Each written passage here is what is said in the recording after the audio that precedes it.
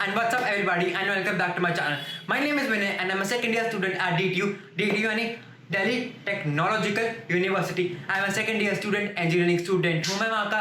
और मैं क्या करता हूँ आपकी ऐसी वीडियोस में अपनी क्लास 10 पर सम कॉलेज वीडियोस, सम एंटरटेनिंग वीडियोस। और अगर आपको ऐसी वीडियोस चाहिए, आपको वीडियोस अच्छी लगती हैं तो चैनल को सब्सक्राइब कर देना यार, like the video, share the video with your friends, ताकि जिनको नीड है they will always get the support from my side. Till then कोई भी आपको डाउट रहता है you can always ask me on my social media handles, जो कि आपके मिल रहा होगा आपका लिंक यहाँ पे। और अगर आपको कोई डाउट और आता है you can always comment down there, down on the comment section. Till then हम अपने वीडियो में बनते हैं एंड रोल द इंटरव्यू।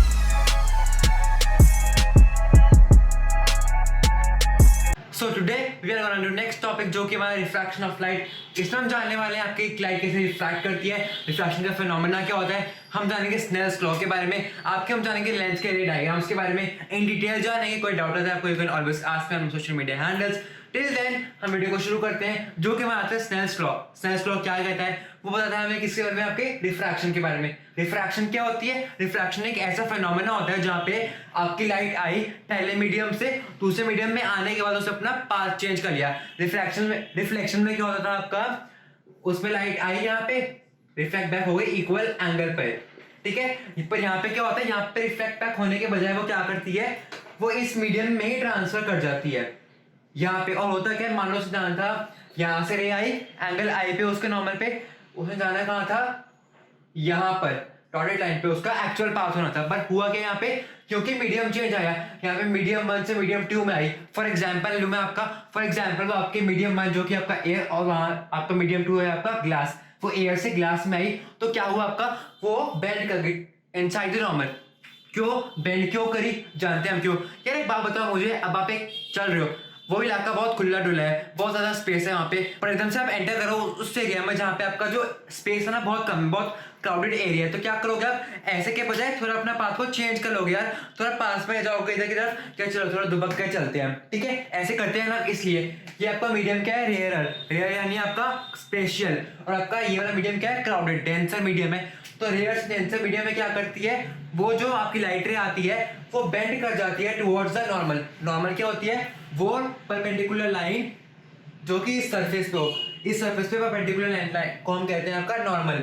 तो ये लाइट यहाँ पे आना था उसने, पर आता गई यहाँ पे टुवर्ड्स नॉर्मल, वो बेंड कर गई, ठीक है। पर यही केस में यहाँ पे देखा जाए, यहाँ पे हमारी जो लाइट है उसने जाना कहा था डेंसर से रेयर में, तो उसका पाथ क्या होना चाहिए था, उसका यहाँ पे कुछ इस प्रकार का पाथ होना चाहिए था उसका, है ना। तो हुआ क्या, अब क्या हुआ, अभी आ गए आपके डेंसर से रेयर मीडियम में, यानी क्राउडेड से आपके खुले इलाके में। तो कहेगी मैं प्रॉपर चलूंगी, प्रॉपर खुले डुल्ला होके, ठीक है, आराम से जाऊंगी मैं लाइट रे। तो क्या होगा यहाँ पे वो अपना पाथ यहाँ पे चेंज कर लेगी, यानी ये bends away from the normal, away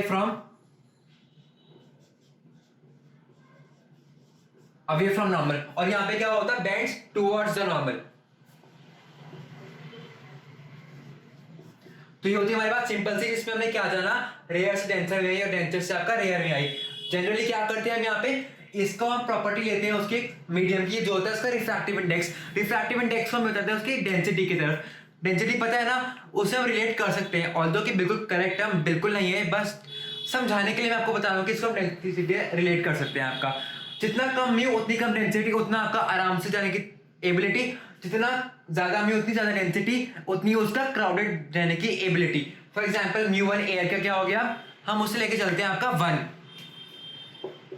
म्यू2 air, म्यू2 आपका ग्लास लिया मैंने यहाँ पे, मान लो आपका ग्लास स्लैब था, ये ग्लास लिया मैंने यहाँ पे, तो उसका रिफ्रैक्टिव इंडेक्स क्या हो गया हमारा, उसका हम लेते हैं आपका 3/2, यानी कि आप 1 से बड़ा है, एयर से बड़ा है, तो ये आपका डेंसर मीडियम हुआ। ऑब्वियसली वाटर का क्या होता है, आपका वाटर हुआ यहाँ पे तो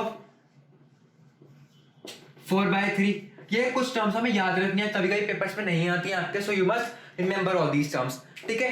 अब स्नेल्स लॉ क्या कहता है आपका, वो ये कहता है लाइट जब एंगल आई से आई, यहाँ पे उसने एंगल आर बना लिया, यहाँ पे एंगल ऑफ रिफ्रैक्शन कहते हैं इसे, यहाँ पे वो बेंड कर गई टुवर्ड्स द नॉर्मल, और उसने क्या एंगल बनाया, एंगल ऑफ रिफ्रैक्शन बनाया उसने। बाद में क्या किया, यहाँ पे फिर से नॉर्मल के पास आई, फिर से वही सेम टू सेम एंगल बनाएगी आर। क्यों बनाएगी सेम एंगल आर यहाँ पे, क्योंकि यार यहाँ पे क्या बात होती है हमारे, यहाँ पे हमारे ऑल्टरनेट इंटीरियर एंगल्स हैं। यहाँ पे आपका जेड बन रहा है, ठीक है, तो आपके दोनों के दोनों एंगल सेम होंगे, ठीक है।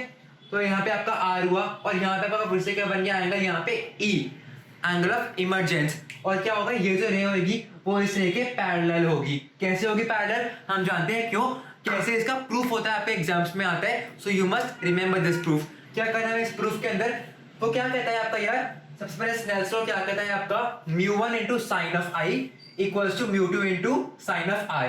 ठीक है, हमें जाननी है बात, ये हमारा इंपॉर्टेंट फॉर्मूला है। इस पे एक बार आप मेरे स्टार मार्क कर लो, आपके हर एक क्वेश्चन में ये अप्लाई होगा फॉर्मूला। ठीक है, ये फॉर्मूला हमने जान लिया। तो μ2 अपॉन में μ1 is equals to sine i upon में साइन आर और v1 अपॉन v2।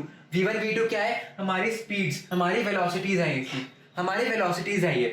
ठीक है, देयर आर वेलोसिटीज।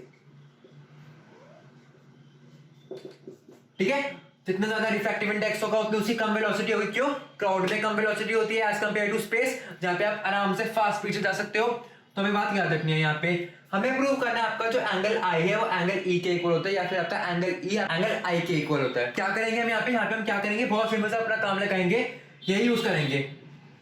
यहां से लेके यहां पर आने में क्या करेंगे, μ1 साइन आई, μ2 साइन आर। ठीक है, सेम मैं क्या करूंगा, यहां पे अप्लाई कर दूंगा फॉर इमरजेंट रे। क्या करेंगे हम यहाँ पे, μ2 sine of r equals to μ1, यहां पे फिर से μ1 से μ2 में, μ2 से μ1 में आया था ना आपका μ1 साइन ऑफ ई। ठीक है, मैं क्या करूंगा यहाँ पे मैं कंपेयर करूंगा इसको, ए बी के इक्वल है और बी आपका सी के इक्वल है। तो आपका इनडायरेक्टली आपका क्या हो गया, आपका ए सी के इक्वल हो गया। तो μ1 sine of i equal to μ1 of sine of e, μ1 से μ1 कटा, अब sine i is equal to sine r sine e. इसका मतलब यही हो गया ना पहले काइंड ऑफ की μ1 into sine 60 equal to μ1 into sine 60। ठीक है, यानी कि आपके दोनों एंगल्स क्या हो गए, सेम। तो यहाँ पे हमारा क्या रिजल्ट आया, यहाँ पे हमारे स्नेल्स लॉ का प्रूफ आया यहाँ पे, जो कि हमारा होता है angle i equals to angle of emergence. तो क्या हो गया हमारे ये रे और आपकी ये रे क्या हो गई, पैरेलल, बिकॉज वो सेम नॉर्मल से, सेम परपेंडिकुलर लाइन से आपका वो सेम एंगल बना रही है। So they are parallel to each other. ठीक है, तो ये आप एक बार नोट डाउन कर लो, एक बार अच्छे से देख लो इसको क्या होता है। ये एक और बात याद रखना आप यार, यहाँ पे हमारा μ1 to 2 लेते हैं हम, यहाँ पे आपका μ2 अपॉन में μ1 क्या है और μ1 क्या है, μ2 है हमारा refractive index of this material medium two with respect to air, और यहाँ पे μ1 क्या है आपका इस मटेरियल का विद रिस्पेक्ट टू एयर। कभी हमारा एक केस आता है जैसे आपका फ्रॉम वाटर टू आपका ग्लास में जा रही है कोई भी रे, तो क्या करेंगे हम 1 to 2 अप्लाई करेंगे इक्वल टू μ2 अपॉन μ1, यानी कि अगर वो एयर से 2 में आती डिवाइड बाय अगर वो एयर से 1 में आती। ये हो तुम्हारा फॉर्मूला।